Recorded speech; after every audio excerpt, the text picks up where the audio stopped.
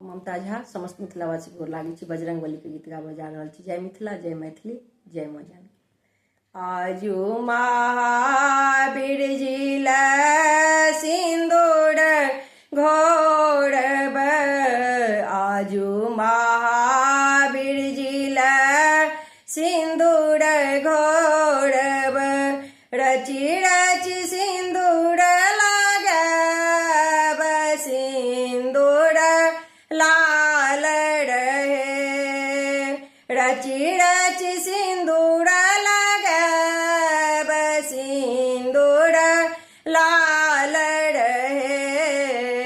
आजू महावीर जी ला सिंदूर घोरब, रची रची सिंदूर लागब, सिंदूर लाल रहे। कथी कटोरा में सिंदूर घोरब, कथी कटोरा में सिंदूर घोरब, कथी कटोरा चंदन सिंदूर लाल रहे, कथी कटोरा चंदन सिंदूर लाल रहे।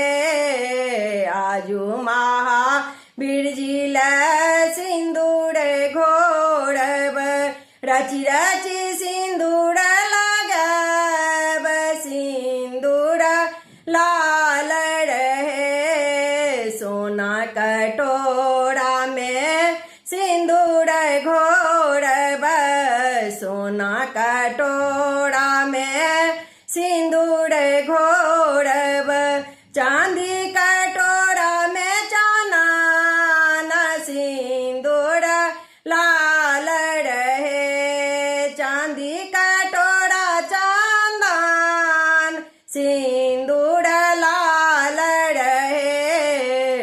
आजू महावीर जी ला सिंदूर घोरब, रची रची सिंदूर लागब, सिंदूर लाल रहे।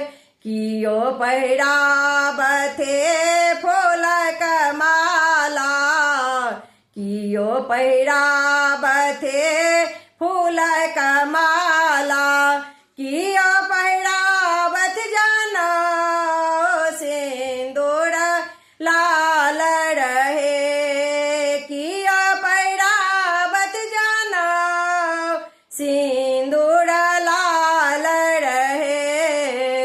आजू महावीर जी ला सिंदूर घोरब, रची रची सिंदूर लागब, सिंदूर लाल रहे। राधा पहिराबथे फूलक माला, राधा पहिराबथे फूलक माला, सियाजी पहिराबथी जनौ सिंदूर लाल रहे, सियाजी पहिराबथी जनौ सिंदूर लाल रहे। आजू महावीर जी ला सिंदूर घोरब, रची रची सिंदूर लागब, सिंदूर लाल रहे।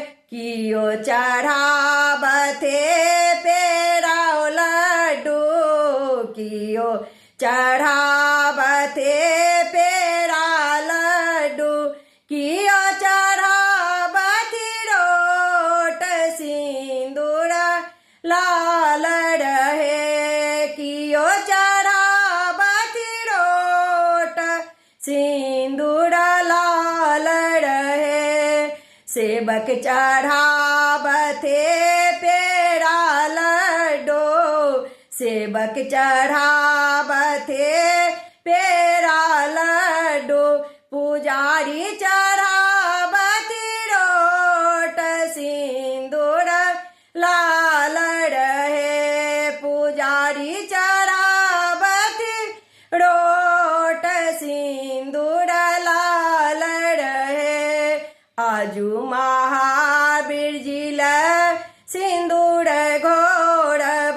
रची रची सिंदूरा लगाब सिंदूरा लाल रहे रची रची सिंदूरा लगाब सिंदूरा लाल रहे। धन्यवाद।